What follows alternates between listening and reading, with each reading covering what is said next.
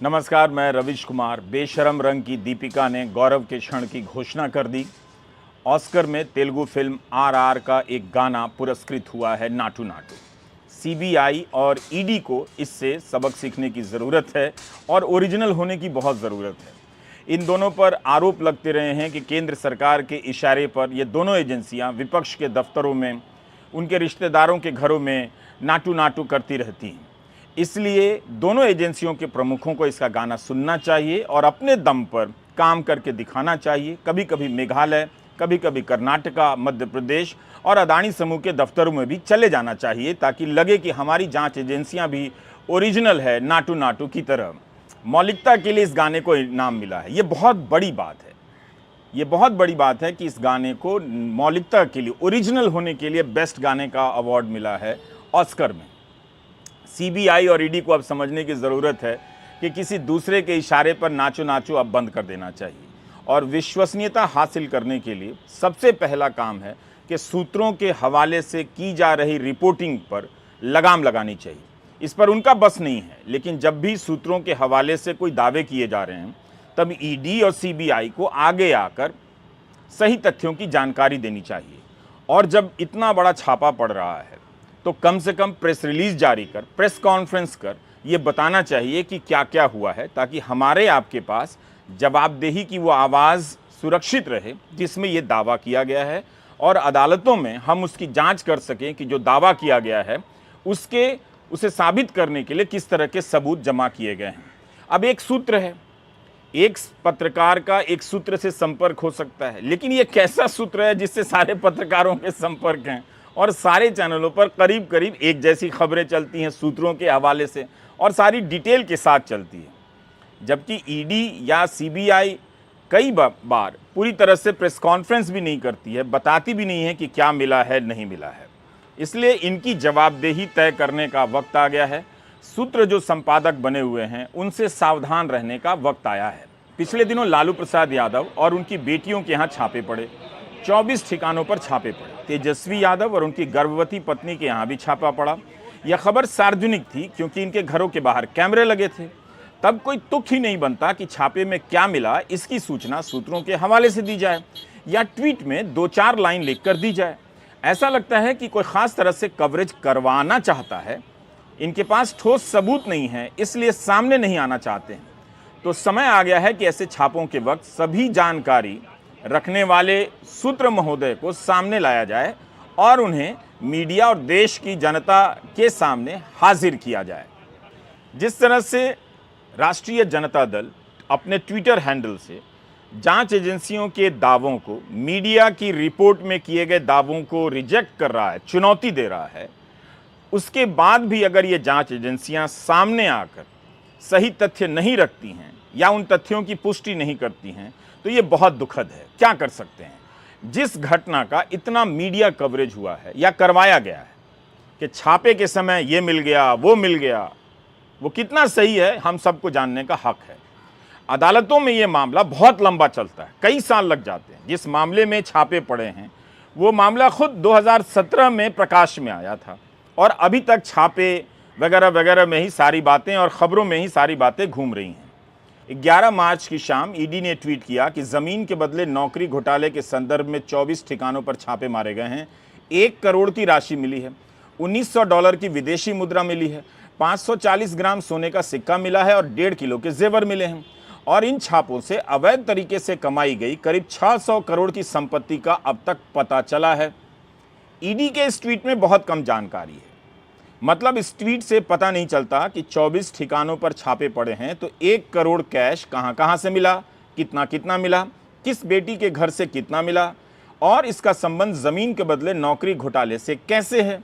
1.5 kilo सोने की jewellery मिली है, जेवर मिले हैं।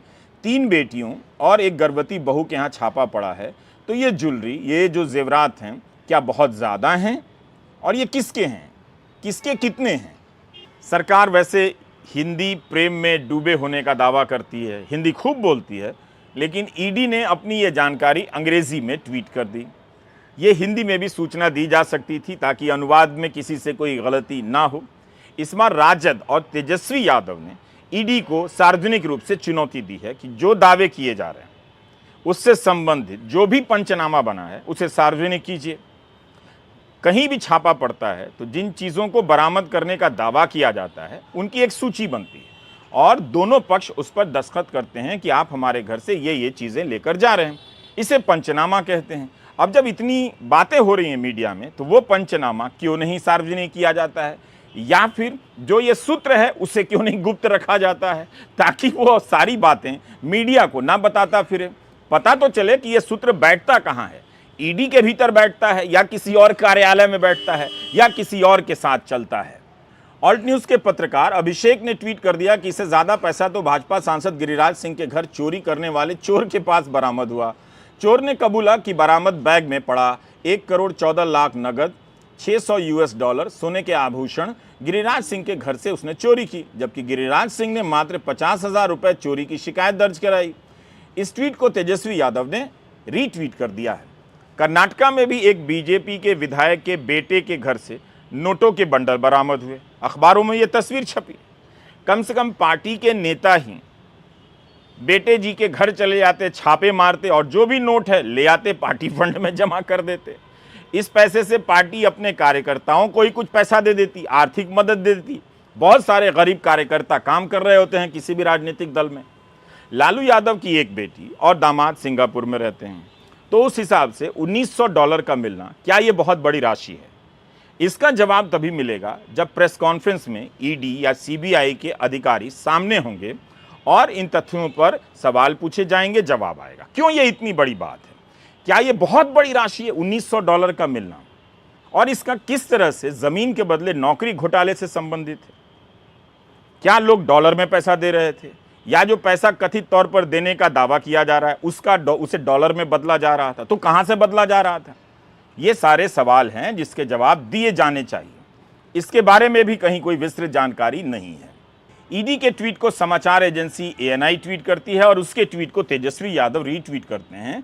लिखते हैं कि भाजपा सरकार द्वारा सूत्रों के हवाले से इधर उधर की भ्रामक अफवाह फैलाने अथवा खबर प्लांट करवाने के बजाय रेड के बाद हस्ताक्षर किए जाने वाले पंचनामे सीजर लिस्ट की सूची ही सार्वजनिक कर देनी चाहिए। अगर हम इसे सार्वजनिक कर देंगे तो इन बेचारे नेताओं की क्या इज्जत रहेगी? सोच लो। ये तेजस्वी लिख रहे हैं आगे कि याद करिए 2017 में भी कथित 8,000 करोड़ का लेन देन, हजारों करोड़ का मॉल, सैकड़ों संपत्तियां। अभी चंद महीने पहले गुरुग्राम में अरबों का व्हाइटलैंड कंपनी का अर्बन क्यूब मॉल भी मिला था। भाजपा ही अब कथित 600 करोड़ का नया हिसाब लाने से पहले अपने सूत्रों को पुराने का तो हिसाब दे देते। राजद ने भी अपने ट्विटर हैंडल से ट्वीट किया है कि बीजेपी वाले अपने कथित फर्जी सूत्रों से सीजर लिस्ट सार्वजनिक नहीं करवाएंगे, क्योंकि ऐसा करने से ये लोग बेनकाब हो जाएंगे। तेजस्वी के इस ट्वीट के बाद अब पंचनामा सार्वजनिक कर देना चाहिए। वैसे ईडी के प्रमुख को सेवा विस्तार मिला है, इसे सुप्रीम कोर्ट में चुनौती दी गई है। कोर्ट में कोर्ट के मित्र ने कहा है कि गैर कानूनी रूप से सेवा विस्तार दिया गया है।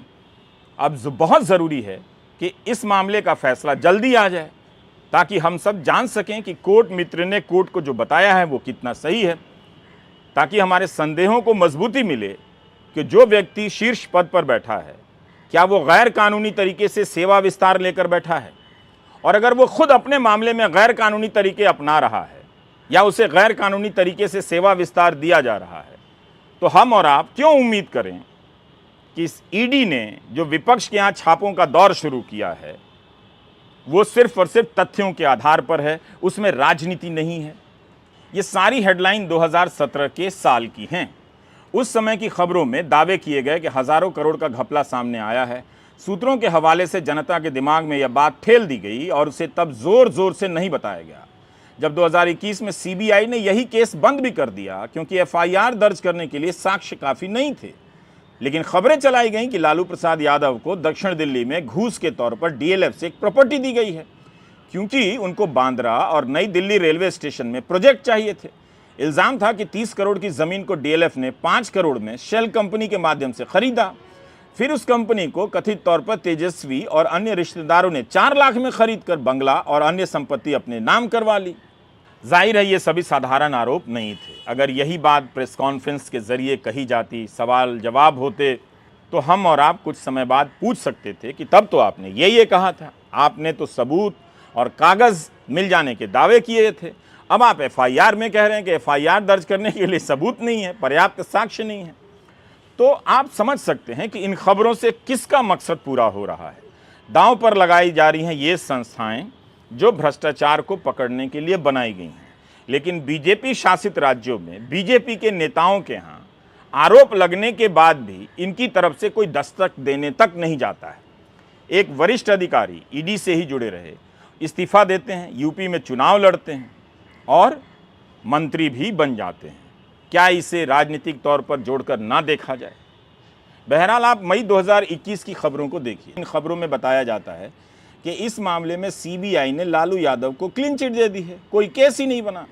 जनवरी 2019 में ही एक दिल्ली कोर्ट ने तेजस्वी, लालू, राबड़ी को बेल दे दी, लेकिन जब राजद और जदयू एक साथ आए तब उसके 2 महीने बाद ही सीबीआई ने अपने स्पेशल कोर्ट से मांग की कि तेजस्वी की जमानत रद्द कर दी जाए। कोर्ट ने अक्टूबर 2022 में वो अर्जी खारिज कर दी। फिर दिसंबर 2022 में खबरें मिलती हैं कि लालू के खिलाफ सीबीआई पुराना केस वापस खोल रही है। नोट कीजिए कि जब लालू रेल मंत्री बने थे तब तेजस्वी 14 साल के थे। अब आप एक बात बताइए कि जब सीबीआई ने क्लीन चिट दी तब क्या मीडिया ने उस तरह से ढिंढोरा पीटा जिस तरह से छापों के वक्त जोर शोर से बताया गया कि लालू प्रसाद यादव के यहाँ से मॉल के दस्तावेज मिले हैं, हज़ारों करोड़ रुपए मिले हैं? क्या आपको इस तरह की पुख्ता जानकारी दी गई? पिछले 24 अगस्त को सीबीआई ने गुरुग्राम में एक निर्माणाधीन बन रहे मॉल पर छापे मारे। इसे तेजस्वी यादव की संपत्ति के रूप में पेश किया गया। जिस दिन गुरुग्राम मॉल पर छापे पड़े उसी दिन बिहार में अन्य जगहों पर भी छापे पड़े। 24 अगस्त को ही विधानसभा में नीतीश कुमार को विश्वास मत हासिल करना था, जिसमें भाजपा के सदस्य सदन से वॉकआउट कर गए थे। तेजस्वी शुरू से ही मॉल से अपने संबंध को नकारते रहे। 2 दिन बाद इंडियन एक्सप्रेस ने भी रिपोर्ट किया कि व्हाइटलैंड कॉरपोरेशन प्राइवेट लिमिटेड ने कहा है कि सीबीआई का दावा जो था वो गलत है। कंपनी ने कहा कि निजी स्वार्थों के चलते कंपनी की साख खराब हो रही है। तेजस्वी अब कहते हैं कि जब माल भाजपाई का निकला तो सब चुप हो गए। क्या ये बात सही है? क्या इसकी जांच नहीं होनी चाहिए? यह तो और भी गंभीर आरोप है। अगर प्रेस कॉन्फ्रेंस हुई होती तो ये सारे सवाल पूछे जाते, और हुई भी होगी तो इनकी रिपोर्टिंग उस तरह से नहीं की गई होगी ताकि आपको सारे सवालों के जवाब मिल जाते। तो पिछले साल 25 अगस्त को तेजस्वी यादव कई ट्वीट करते हैं इसी को लेकर, और मैं पढ़ता हूं उसे। 25 अगस्त 2022 को तेजस्वी ट्वीट करते हैं कि जिस कंपनी, मॉल और उसके शेयर्स को गोदी मीडिया के सूत्र मेरा बता रहे हैं वो कंपनी 2021 में बनी। उसके 2 डायरेक्टर हैं जो हरियाणा के हैं। 2 लोगों के पास कंपनी के सारे शेयर हैं। दलाल, बिकाऊ और गंदे सूत्रों के अवलोकनार्थ सारे डॉक्यूमेंट सामने रख रहा हूँ। कुछ शर्म बची हो तो खुद को धिक्कार भेजना।